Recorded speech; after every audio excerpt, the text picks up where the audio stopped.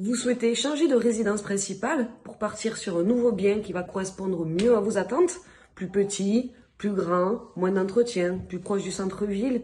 Mais comment faire pour acheter un autre bien immobilier alors que l'on vit dans sa résidence principale et que l'on a besoin de revendre pour pouvoir acheter? Comment faire tout ça sans se retrouver à la rue? On va voir tout ça dans cette vidéo.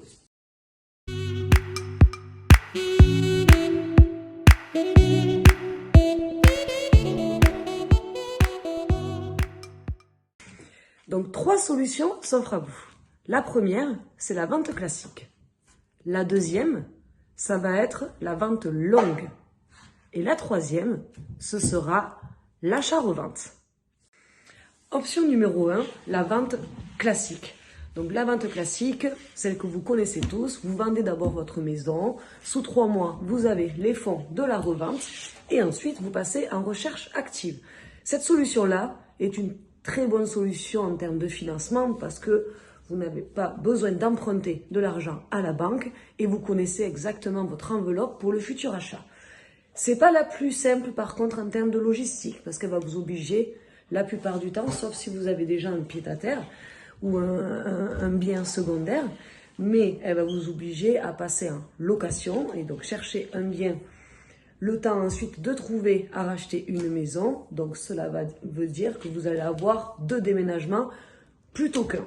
Donc la logistique, c'est pas le mieux sur cette solution, par contre c'est bien évidemment la plus agréable en termes de financement et ensuite la moins stressante aussi parce que derrière vous avez tout le temps de rechercher un bien immobilier et de vous positionner.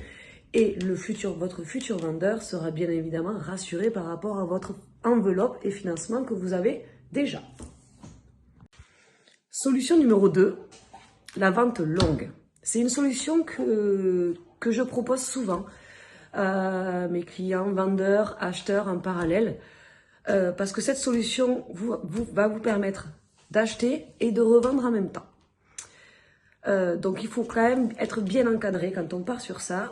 Sur le prix de mise en vente, essayer de se mettre dans le prix de marché pour pouvoir vendre dans les 6 mois. L'idée, c'est de signer un compromis de vente avec un acheteur et de faire le transfert de propriété définitif chez le notaire 6 mois après.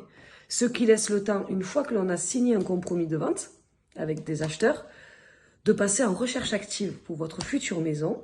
Donc cela vous laisse 3 mois. En 3 mois, on a des biens à les visiter, on a le temps quand même de passer en recherche et de trouver le bien qui va vous correspondre.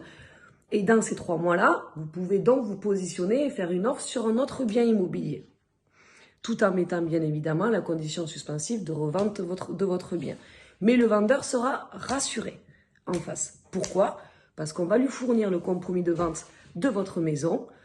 Et donc du coup, il a un élément, on va dire, clé et rassurant pour pouvoir accepter votre offre. Cette solution-là vous permet de coïncider aussi, du coup, votre déménagement sur votre aménagement de votre future maison. C'est la solution la plus sereine, on va dire, en termes de financement. En termes de logistique aussi, elle est assez agréable. Par contre, j'insiste bien, il faut être bien encadré. Je vous conseille vivement, si vous faites cette solution-là, de faire appel à un professionnel pour vous accompagner pour la vente de votre maison et l'achat en parallèle de votre futur nid douillet. Troisième solution, l'achat-revente. Qu'est-ce que l'achat-revente? L'achat-revente, ça va être de passer en visite, d'aller visiter des biens, de se positionner sur un bien sans avoir vendu son bien immobilier ou même sans l'avoir déjà mis en vente. C'est une solution qui peut être très efficace lorsqu'on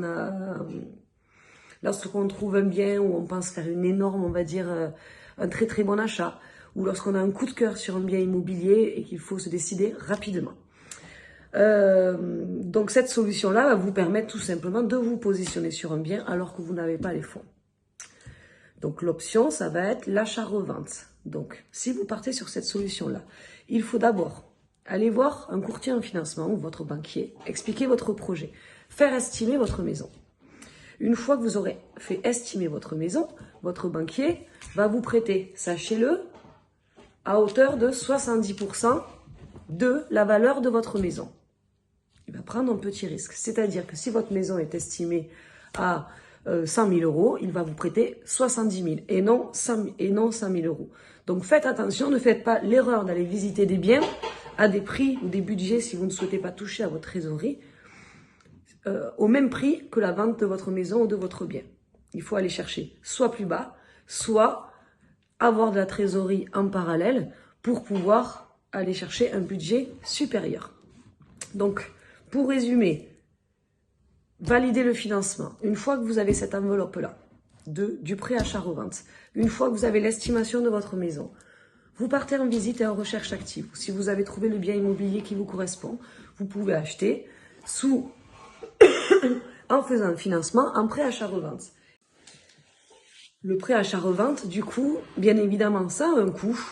Si c'est un prêt achat-revente et le bien met 1 ou 2 mois à se vendre sur 2 mois, donc le temps d'avancer les fonds, entre la signature de l'acte authentique de votre achat et la signature de vente de votre maison, s'il y a 2 mois de décalage, la banque va vous prêter sur ces 2 mois. Le risque, bien évidemment, c'est que votre maison ne se vende pas et que donc le prêt se prolonge et qu'il coûte de plus en plus cher. C'est là où ça va être très très important de se faire bien accompagner sur la revente de votre maison, la mettre à la vente au juste prix du marché, parce que si vous partez trop haut et qu'elle ne se vend pas, ça va vous coûter bien plus cher que si dès le départ vous l'aviez mis au prix du marché. Voilà pour ces 3 solutions. N'hésitez pas à aborder ou à m'envoyer un petit message si vous voulez aborder des sujets ou des problématiques ou autres en matière d'immobilier. À très bientôt.